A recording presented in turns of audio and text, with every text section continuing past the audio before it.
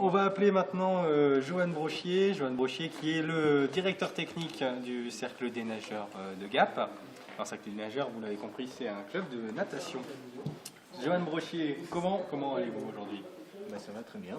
Alors on va parler tout de suite, on a 10 minutes pour parler du Cercle des nageurs. Commençons dans l'actualité peut-être, on a parlé éventuellement du retard que pouvaient prendre les travaux du stade nautique à Gap. Est-ce un handicap pour le club? Vu l'organisation qu'a mis en place la mairie, c'est un petit retard nous, au début de saison, mais comme ça en début de saison, on peut rattraper le coup. Les travaux ont débuté début juillet et sont prévus, pour l'instant il n'y a pas de retard, réouverture du stade nautique de Foraine le 16 octobre. Donc tout va bien s'il n'y a pas de retard, vous c'est pareil, vous avez prévu en fonction de la date de fin des travaux? Voilà, on a prévu et la fin des travaux, la semaine du 16 octobre, on débouche sur les vacances scolaires, donc après nous on va faire nos stages pour rattraper le retard. Alors, quels sont les projets, on ose espérer, ambitieux du Cercle des nageurs pour cette année? Les projets, continuer à apprendre à nager un plus grand nombre de personnes possible, continuer à former nos nageurs puisqu'on les prend à 5 ans, en faire les montées le plus haut niveau possible. Cette année, on a 4-5 nageurs qui sont de niveau national 1 par catégorie, dont une, donc Marion Leoto, qui rentre dans le top 5 français de sa catégorie d'âge. Et après, essayer de faire un maximum sur le National 2 et National 3. Quels sont les prochains rendez-vous du Cercle des nageurs? Y a-t-il déjà des premières compétitions prévues?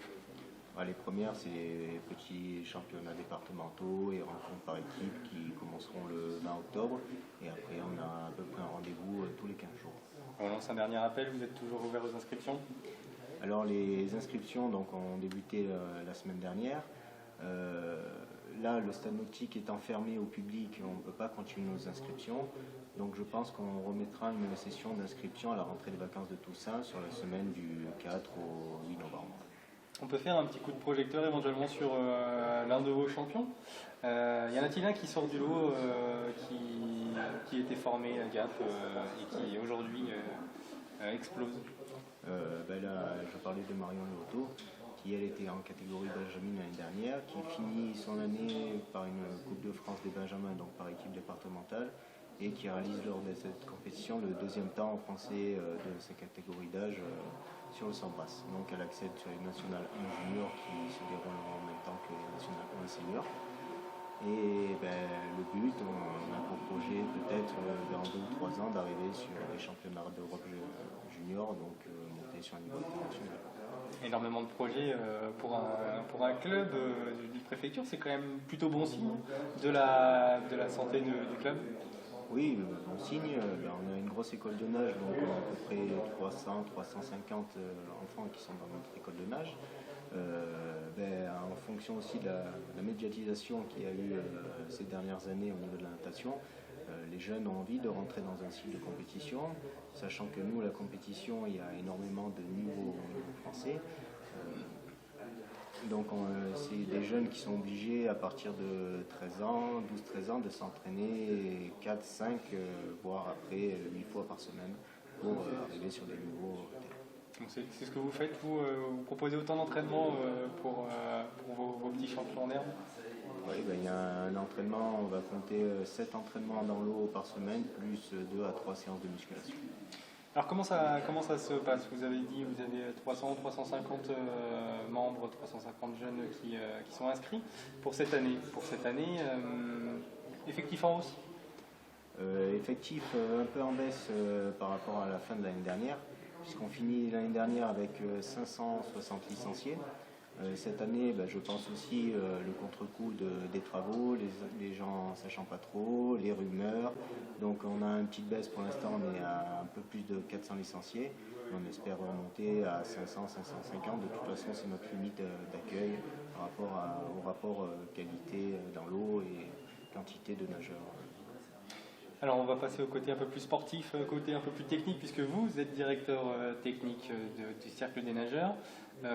Quel est si vous pouvez définir pour le grand public en 2-3 phrases votre rôle au sein du club? Mon rôle, il est simple, il est d'organiser l'équipe, puisqu'on est on est à peu près 3 salariés du club, plus des intervenants de la ville. Donc c'est gérer mon équipe pour qu'il y ait une bonne corrélation sur l'école de nage, chez les adultes aussi. Et ensuite, accompagner les entraîneurs sur des conseils pour pouvoir avoir la meilleure formation possible. Et moi, je suis responsable donc, de l'équipe élite, donc faire la formation et de les monter sur le plus haut niveau possible. Alors ça consiste en quoi l'entraînement de l'équipe élite chaque semaine? Chaque semaine, ça dépend de la programmation, mais il y a de la technique, de la musculation, de travail de vitesse, de l'endurance, tous les paramètres qui vont leur permettre, dans l'année ou sur un projet un peu plus long, d'arriver au meilleur niveau possible. Une fois par jour d'entraînement? Voire 2 fois par jour. Ah, donc on parle vraiment de grands champions pour cette équipe élite. C'est étonnant de penser que les gens aujourd'hui ont encore le temps de s'entraîner 2 fois par jour à la natation. C'est des sacrifices, c'est un choix à faire. Nous, on n'oblige personne, on leur propose un projet en fonction de leur capacité et on essaye de faire au mieux, de ne pas leur mentir en disant tu peux monter sur le niveau international en t'entraînant 2 fois par semaine. C'est pas possible ça actuellement. Il y a tellement une masse de nageurs et des temps demandés qui sont tellement élevés qu'on arrive à y arriver au niveau de notre club à 1 fois par jour et on essaye, quand on a la possibilité, de faire du quotidien. C'est possible, ça vous est déjà arrivé de voir un de vos jeunes champions partir dans les clubs du Sud? On sait qu'il y a pas mal de grands clubs nautiques dans le Sud. Vous craignez pas trop la compétition, la concurrence? Non, je pense que chaque club doit rester à sa place. Nous, le projet du club, c'est de l'accès au haut niveau. On n'a pas les moyens de faire du haut niveau, on n'a pas des heures aménagées avec les collèges ou les lycées, on n'a pas de bassin de 50 mètres, donc je pense qu'il faut rester à sa place. Et nous, une fois qu'on est arrivé à la limite de ce qu'on peut leur proposer, voir avec les clubs supérieurs de les envoyer pour qu'ils continuent leur projet sportif. C'est pas trop difficile de les voir partir, même si c'est pour un projet sportif beaucoup plus intéressant, j'imagine? Non, on va prendre le cas de la petite Estelle Anaïs qui a fait le 3e au championnat d'Europe junior de natation synchronisée, qui a fait 11e là, au dernier championnat du monde à Barcelone. Exactement. C'est une petite qu'on a formée au club. On est très heureux, on garde de très bons contacts, elle revient souvent, elle voit les jeunes. On est très heureux d'avoir formé ces jeunes et leur donner l'envie d'arriver à ces niveaux-là. On parle de jeunes puisqu'elle vient d'avoir 17 ans. Ils partent maintenant avant même l'obtention du bac. En tout cas, c'est un problème que vous avez vous aussi pareil, dès 18 ans, toujours cette compétition, cette dérive vers Lyon, Grenoble ou les autres villes du Sud. Nous, on se positionne sur les 5 ans à 18 ans au niveau de la formation.